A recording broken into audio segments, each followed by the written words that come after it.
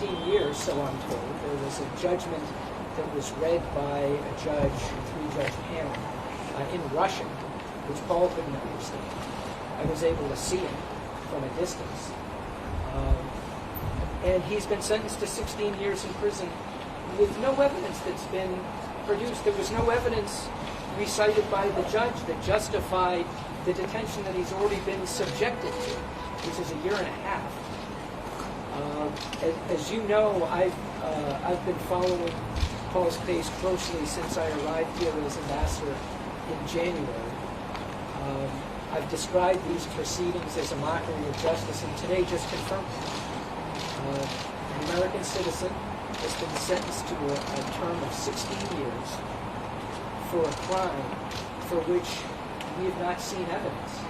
He's not seen evidence. He was denied the opportunity to present witnesses in his defense. He was denied the opportunity to work cooperatively with his defense counsel, and his defense counsel was appointed for him, not defense counsel that he served.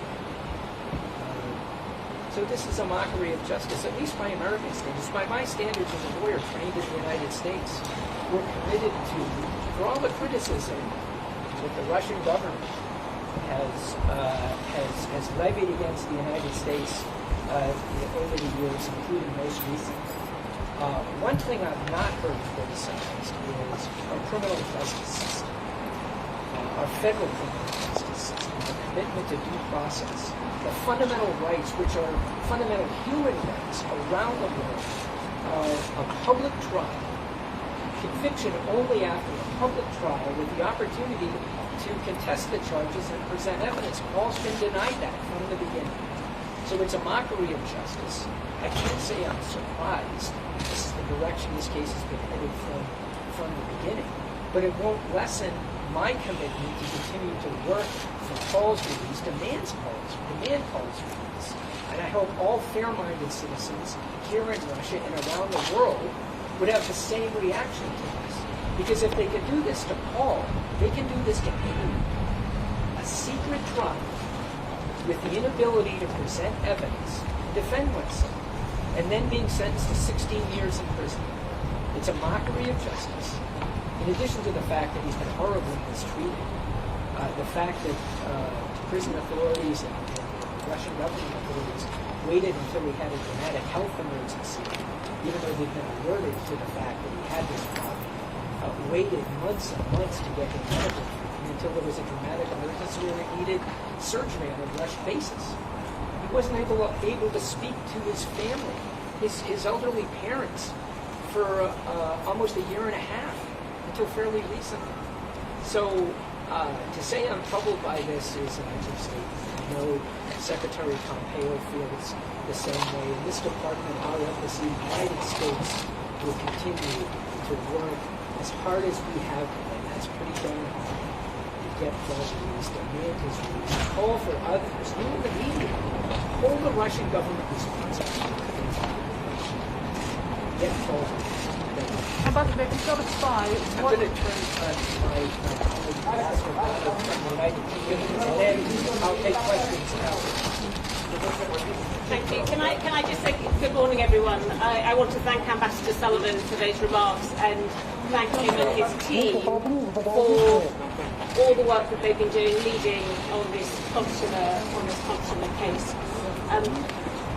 Paul and his family, of course, will be deeply disappointed by this verdict. We heard that his intention to appeal. My team from the British Embassy has been working closely with Ambassador Sullivan and his team, and indeed the Canadian and Irish embassies on this case throughout, offering consular support to Paul and his family. We will continue to do that. We will continue to raise our concerns with the Russian authorities, including at the highest levels, about the treatment of Paul throughout this case. We now expect the Russian authorities, assuming that the appeal is confirmed, to ensure that the appeal is conducted in a fair and a transparent manner. We will continue to offer all the consular support that we can throughout this process. Thank you very much. What's your name? Великобританії для Браброна. Прогрес. Mr. Ambassador, ABC News, what will be your first steps to start? What are you going to do first? Now, Oh, I have a lot of things to do. Like, first thing I want to do is speak to those family witnesses to tell them that I laid eyes on him and I saw him. And also consult with my government in Washington, which, as I've said, at the highest levels, is extremely concerned about what's happened here today. And Secretary Pompeo has spoken a number of times about Paul's case. So we still have a lot of work to do to get justice for Paul and to get Paul released and back home to his family so he can speak to them. Paul asked Mr. Trump to act decisively. What is the likelihood of some kind of prisoner exchange? I'm in no position to discuss prisoner exchanges.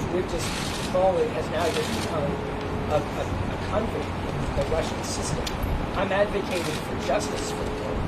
I would hope, even if it doesn't bother his conscience, it might bother me personally that if they can do this to Paul, if they can do this to anyone. Right? Paul's an easy target because he's not a Russian citizen. So that was an easy thing. But they could do it to anyone. So what we're looking for is not an exchange. We're looking for justice for Paul. But will you ever get justice? Will you say that this is... We have not, but it won't stop me from trying to speak to you, from working with my government, engaging with the Russian government. Ambassador Paul Whelan specifically asked President Trump to intervene on his behalf. Is it your understanding that President Trump is engaged with this, and do you expect, and how damaging do you think that this conviction today is for the relationship between Russia and the United States? Well, certainly the president is concerned about all detained Americans. Paul, I know, is. The secretary is concerned. I'm concerned. Concern is an understatement. This is a gross injustice. The relationship of the United States with Russia is very broad and complex. It's not just a bilateral government. It's the relationship between hundreds of millions of people who have long-standing relationships. Is this an impediment? Absolutely. Absolutely. I raise this at every opportunity with my Russian interlocutors. It is absolutely an impediment to better relations between the United States government and the Russian government. Is it going to stop us from talking? Absolutely not. We have a lot of things we need to talk about. My colleague, Billingsley, will go into Vienna to meet with Deputy Foreign Minister Ryabkov to talk about arms control issues in a week. That's just one example. There are a lot of things that we need to work with the Russian government. The Whelan case is one of them, and a significant one, and it makes it difficult for us to make progress on other cases when we see an innocent American treated as partners. Is Donald Trump going to ask Vladimir Putin to release Paul Whelan? I'm sorry? Is President Trump going to ask President Putin to release Paul Whelan? I'm not going to comment on forthcoming tweets from the president. We'll wait to see what Washington has to say. Not a tweet. I mean, is he going to call him and ask him? I'm sorry? I don't mean on Twitter. I mean, is that what he's going to do? Is he going to... I, as his representative, speaking on his behalf and not just asking him to demand justice for Paul, I speak on behalf of the president as his ambassador. do you think that relationship between Russia and the United States, they tell on the verdict and the sentence? I'm sorry. Do you think that relationship between Russia and the United States, they influence the verdict and the sentence? Well, this is not going to have a good impact on our relationship. Our relationship, as I've said many times since I arrived in January, our relationship has really reached a low ebb in the post-Cold War period. I want to work as hard as I can to try to improve that relationship. Paul's case is an important part of improving that relationship, but there are many other issues that we need to talk to the Russian government about. But make no mistake about it, Paul Whelan is an enormous priority for me personally as an American, for me as ambassador, as the president's representative. I have no higher priority than getting justice for Paul, which means getting Paul released. Thank you, Mr. This is about a trade, as Paul says. I'm sorry. Do you agree with Paul that this is always about a trade? This was a trial where a man's freedom was at stake, and he was denied any semblance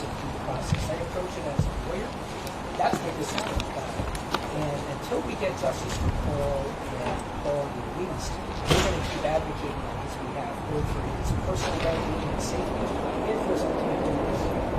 Is he a political hostage, as he characterized himself? Thank you.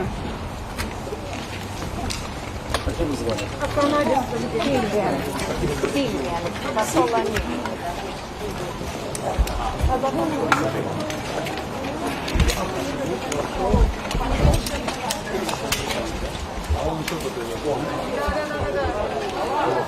Серега, садись.